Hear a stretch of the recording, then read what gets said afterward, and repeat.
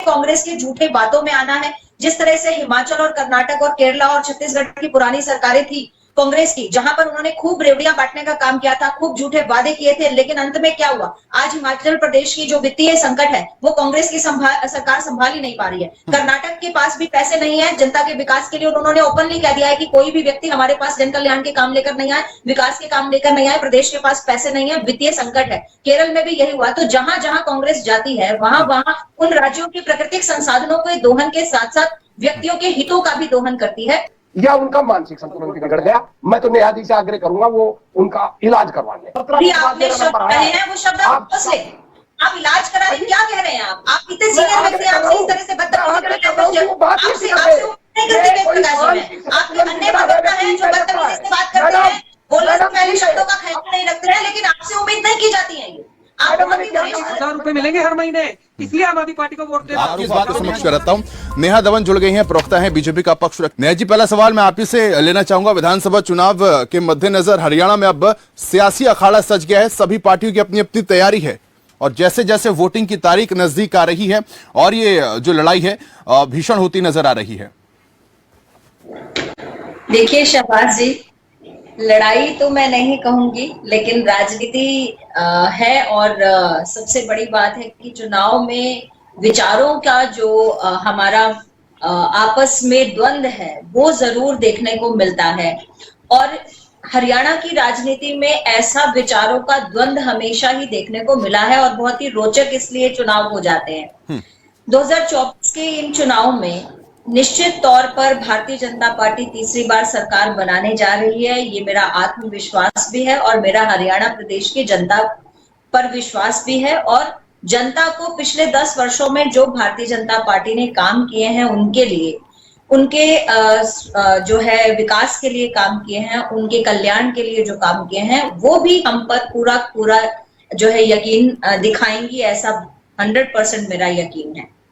जहां तक बात है आज की, आज आपने देखा किस तरह से पिछले कई दिनों से निरंतर हमारी जो जन समर्थन रैलियां हो रही हैं, हरियाणा नॉन स्टॉप रैलियां हो रही हैं, उसमें किस तरह से उमड़ कर जो है जनता का सैलाब आ रहा है। और हर विधानसभा में माननीय जो मुख्यमंत्री हैं हमारे नायब सिंह सैनी जी, वो निरंतर जो है विपक्ष के जो भ्रम पिछली बार उन्होंने लोकसभा चुनाव के समय में फैलाए थे और उनको तोड़ने का काम कर रहे हैं। केवल जो है मुख्यमंत्री जी ही नहीं, उसके अलावा जहां जहां भी जनता के साथ 1 to 1 भारतीय जनता पार्टी के वरिष्ठ कार्यकर्ता नेता रूबरू हो रहे हैं, वहां पर बूथ स्तर पर हमारे कार्यकर्ताओं के साथ कांग्रेस के इन भ्रम को तोड़ने का जो काम है वो भारतीय जनता पार्टी ने पिछले 2 महीने से किया है और उसमें बाखूबी सफल भी हुए हैं। और उसके बाद से जो लोकसभा का परिणाम अगर मैं देखूं, एक दुखदायी परिणाम था भारतीय जनता पार्टी के लिए, उस परिणाम से उबरने का जो काम है, उस परिणाम से उभरने का जो काम है वो भारतीय जनता पार्टी ने कर लिया है। और अब हरियाणा प्रदेश की जनता को ये सोचने कर दिया कि फिर से कांग्रेस के झूठे बातों में आना है। जिस तरह से हिमाचल और कर्नाटक और केरला और छत्तीसगढ़ की पुरानी सरकारें थी कांग्रेस की, जहां पर उन्होंने खूब रेवड़ियां बांटने का काम किया था, खूब झूठे वादे किए थे, लेकिन अंत में क्या हुआ? आज हिमाचल प्रदेश की जो वित्तीय संकट है वो कांग्रेस की सरकार संभाल ही नहीं पा रही है। कर्नाटक के पास भी पैसे नहीं है जनता के विकास के लिए, उन्होंने ओपनली कह दिया है कि कोई भी व्यक्ति हमारे पास जन कल्याण के काम लेकर नहीं आए, विकास के काम लेकर नहीं आए, प्रदेश के पास पैसे नहीं है, वित्तीय संकट है। केरल में भी यही हुआ। तो जहां जहां कांग्रेस जाती है वहां वहां उन राज्यों के प्राकृतिक संसाधनों के दोहन के साथ साथ व्यक्तियों के हितों का भी दोहन करती है। और यही लेकिन नेहा जी, जिस तरीके से लोकसभा चुनाव में कांग्रेस का प्रदर्शन रहा है, उनका कॉन्फिडेंस हाई दिखाई दे रहा है। 10 से पिछली बार आपकी सीटें 10 आई थी, 5 सीटें आ गई और वोट प्रतिशत भी बढ़ा, उनका कहना है सीटों पर भी बढ़त हुई है। देखिए, कॉन्फिडेंस तो कहां देखने को मिलेगा? कॉन्फिडेंस तो यहां देखने को मिल रहा है कि किस तरह से बस मुख्यमंत्री की कुर्सी पर केवल एक नाम काबिज हो जाए, केवल यही कॉन्फिडेंस दिखा है, बाकी कहीं भी नहीं। अगर इतना कॉन्फिडेंस होता तो खुलकर ये बात कही जा सकती थी कि कुमारी शैलजा जी भी चुनाव लड़ सकती हैं। क्यों नहीं कहा गया कि कुमारी शैलजा जी चुनाव लड़ सकती हैं? कोई भी सांसद चुनाव नहीं लड़ेगा। ये सब चीजें जो दिखाती हैं, ये एक ही पक्ष की कांग्रेस की जो चेहरा है केवल वही दिखाती है। इसलिए मैं ये बात मानने से बिल्कुल इनकार करूंगी कि कांग्रेस जो है वो बहुत ज्यादा कॉन्फिडेंस में है। कांग्रेस बिल्कुल कॉन्फिडेंस में नहीं है। कांग्रेस को भीतर घात जो है ना, वो बहुत बड़ा जो है आपके सामने फल निकल कर आएगा। इसका आप देखिएगा, क्योंकि 2500 जो 75 या 56 जो भी आप लोग कह रहे हैं कि आपके इतने आवेदन आए हैं, तो इतने जो कैंडिडेट हैं समझ लीजिए इतने गुट बन जाएंगे और इतने गुट आपस में एक दूसरे को हराने का लेकिन काम ये करेंगे। स्थिति बीजेपी में भी है क्या? क्योंकि आपके विरोधी दलों की तरफ से आरोप लगाया जा रहा है कि भाई राव इंद्रजीत हो गए अपनी बेटी की टिकट की मांग यहां पर कर रहे हैं, और बाहर से जो जेजेपी की तरफ से जो ज्वाइन कर रहे हैं उनको अगर चुनाव लड़ाया जाएगा तो स्थानीय जो समर्थक है, जो कार्यकर्ता हैं, उनके लिए मुश्किलात खड़ी हो जाएगी। देखिए, भारतीय जनता पार्टी में जोगीराम सिहाग जी पहले भी थे। ऐसा नहीं है कि जोगीराम सिहाग जी आज के कार्यकर्ता नहीं है। जोगीराम सिहाग जी तो संघ के भी कार्यकर्ता रहे हैं। तो हम ये कहना बिल्कुल ही अनुचित होगा। और रामकुमार गौतम जी एक बहुत ही वरिष्ठ जो है नेता हैं, अपने हलके के हैं और पूरे प्रदेश में उनका नाम है। बहुत बड़े चेहरे जब इस तरह से भारतीय जनता पार्टी को, आज आपने देखा कितने सारे लोगों ने आज जींद रैली में जो है वो भारतीय जनता पार्टी के साथ समर्थन दिखाया है। हरियाणा प्रदेश की जनता जो उनके साथ भी जुड़ी है और जो भारतीय जनता पार्टी का समर्थक है, वो जरूर अपना जो है मत भारतीय जनता पार्टी को देंगे। चलिए, क्या चुनौती रहने वाली है ये भी बात करेंगे। कि ये कह रहे कि कांग्रेस की एक भी सीट नहीं आएगी। मुझे तो ये लगता है मुख्यमंत्री जी या उनका मानसिक संतुलन बिगड़ गया है। मैं तो न्यायाधीश से आग्रह करूंगा वो उनका इलाज करवा ले। आपने शब्द कहे हैं, वो शब्द आप ले। आप इलाज कराने क्या कह रहे हैं? आप इतने सीनियर व्यक्ति, आपसे इस तरह से बदतमीजी से बात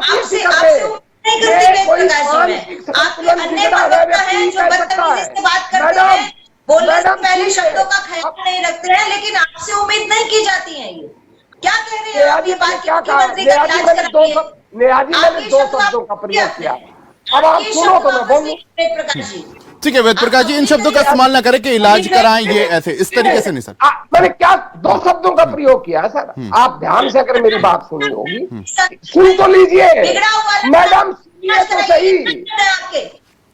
न्यायाधीश सुनिए तो सही, न्यायाधीश सुनिए तो सही पहले। आप वापस लीजिए शब्द। वेद प्रकाश जी ठीक है, ऐसे नहीं, किसी भी पद पर बैठे शख्स ऐसे बार इन शब्दों का इस्तेमाल ना करें सर। बचे मैं आपसे यही दरखास्त करूंगा, इन शब्दों से बचा जाए। जिस बात पे नेहा जी और विद्रोही जी की आपस में हुई, उसमें कोई भी पार्टी, कोई भी व्यक्ति, दोनों पार्टियों के बीच में मुकाबला है। मुख्यमंत्री जी कहेंगे भी कांग्रेस की एक ही सीट नहीं आएगी, और कांग्रेस अगर ये कहे तो बिल्कुल गलत होगा बात। स्नेहा जी मुस्कुराहट की वजह, और दूसरी तरफ वेद प्रकाश विद्रोही जी कह रहे हैं कि अमित शाह नहीं आए, और सुरेंद्र भाटिया जी ने भी कहा कि एंटी इनकम्बेंसी का फायदा उठा सकती है क्या कांग्रेस? देखिए, सबसे पहले आम आदमी पार्टी के प्रवक्ता पर जो मुझे हंसी आती है उसका जवाब दूंगी, क्योंकि मुझे हमेशा यही लगता है कि नवीन जी ना अरविंद केजरीवाल जी की बहुत अच्छी मिमिक्री करते हैं। जब भी वो ये बात कहते हैं तो बिल्कुल अरविंद केजरीवाल जी की आवाज लगती है। पारंपरिक दल हमेशा नवीन जी बोलते हैं अपने डिबेट में, पारंपरिक दल का मतलब क्या है? तो अभी तो आपकी पार्टी बनी, अभी नेशनल पार्टी बनी, और अभी भ्रष्टाचार करते हुए इतने नेता लाइन लगाकर जेल में चले गए, तो आप तो पारंपरिक दलों से बहुत आगे निकल गए। इसके और फरेब का नाटक आप खेल रहे हैं, उससे तो पर्दा कब का उठ चुका। और दूसरी बात, केवल यही बात करके आम आदमी पार्टी की बात खत्म करूंगी।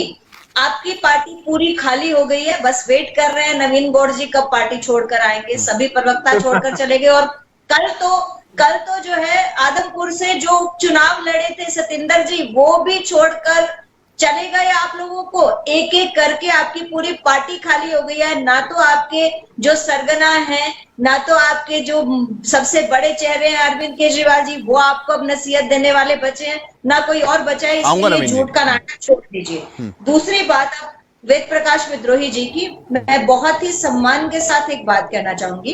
वेद प्रकाश जी, जब कांग्रेस के वरिष्ठ नेता ये कहते हैं कि भाजपा का खाता नहीं खुलेगा, भाजपा की एक सीट नहीं आएगी, आपने भी अपनी डिबेट शुरू करने से पहले ये लाइन कही थी कि आज जो है हमारे अमित शाह जी नहीं पहुंचे, जैसे लोकसभा में आधी हो गई, अब इनका खाता भी नहीं खुलेगा। जब आप कह रहे हैं तो आपका मानसिक संतुलन ठीक है क्या? मैंने कहा साफ होगी। क्या आपका मानसिक संतुलन ठीक है क्या? इस बात पर आपको भी इलाज कराने की आवश्यकता पड़ सकती है। इन शब्दों से बचना चाहिए। आप बहुत अच्छे साथी हैं हमारे, और ये शब्द आपसे मैं उम्मीद नहीं करती।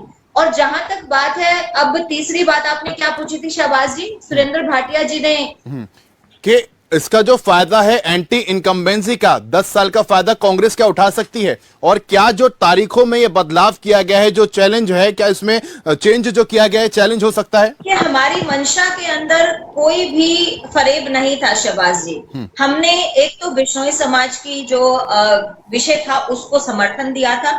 दूसरा जो छुट्टियों का पूरा एक लबालब एक साथ छुट्टी थी, उसके ऊपर मैक्सिमम वोटिंग परसेंटेज हो, इसका समर्थन किया था। हमारी जिम्मेदारी बनती है कि मैक्सिमम वोट परसेंटेज हो।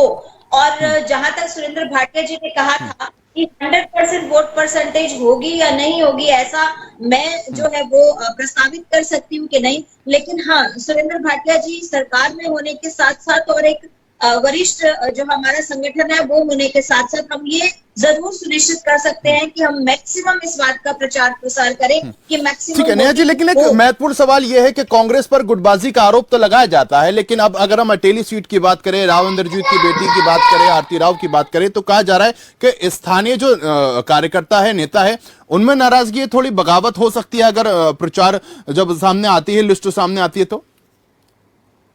देखिए शहबाज जी, अभी जो मंथन और चिंतन चला हमारे शीर्ष नेतृत्व का, चाहे वो प्रांत का था और उसके बाद केंद्रीय टोली के साथ में भी बैठक हुई, और उस टोली में यही बैठकर ही बात हुई कि जो जनता के मन की बात है, हमने बहुत सारे सर्वे भी कराया, आपको पता है, वहां से भी जनता से हमने नाम लिए, उसके बाद कार्यकर्ताओं के बीच से भी हमने नाम लिए। प्रत्येक विधानसभा के जो वरिष्ठ कार्यकर्ता हैं उनको मीटिंग बुलाई गई, उनकी बकायदा उनसे 3-3 नाम प्रस्तावित नाम लिए गए।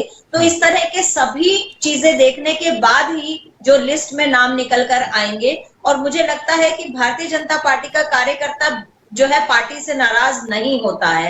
एक बहुत अच्छी बात हमारी पार्टी में आज तक बची हुई है अन्य संगठनों से, वो यही है कि हमारे कार्यकर्ता पार्टी के प्रति बहुत ईमानदार हैं, और हमारी पार्टी के जो शीर्ष नेतृत्व है जो तय करेगा सीटों को, वो भी इस बात का ख्याल रखेंगे कि किस तरह से लोगों की क्या जो है मानने हैं। आपको लगता नहीं है कि जो परिवारवाद का आरोप यहाँ पर लगाया जाता था कांग्रेस पर, अब कहीं ना कहीं वो फेस बीजेपी को भी करना पड़ सकता है? शहबाज जी, आपने प्रश्न तो पूछ लिया है, लेकिन मुझे वक्त फिर आप देना पड़ेगा आपको। मैं छोटी सी लाइन में कंप्लीट करना चाहूंगी। हर बार ये बात होती है डिबेट में, हमारे परिवारवाद, जेजेपी का परिवारवाद, इनेलो का, कांग्रेस का, इसके परिवारवाद में अंतर है।